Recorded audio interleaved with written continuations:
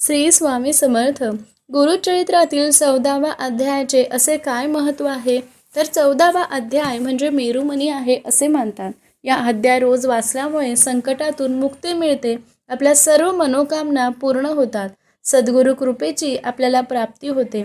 त्याचप्रमाणे गुरुकृपा होते, जन्म मृत्यूच्या फेऱ्यातून आपली सुटका होते, भौतिक सुख समृद्धी यश आपल्याला लाभते, व्यवसाय शिक्षण सर्व क्षेत्रामध्ये आपल्याला यश मिळते, शत्रुभयापासून आपले संरक्षण होते, नकारात्मकताचा संचार आपल्यामध्ये असल्यास ती दूर होतात, आपले जे नातेसंबंध बिघडलेले असतात त्या नातेसंबंधामध्ये मधुरता यायला सुरुवात होते, आपल्या गृहामध्ये आपल्या घरामध्ये गृहकलेश असेल तर तो सुद्धा सुधारायला मदत होते.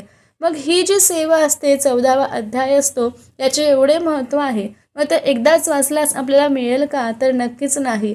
जोही कोणी व्यक्ती हा 14वा अध्याय रोज नियमितपणे वाचतो त्यालाच हे सर्व लाभ होतात असं म्हणायला हरकत नाही. गुरुदेव दत्त. अवधूत चिंतन. श्री गुरुदेव दत्त.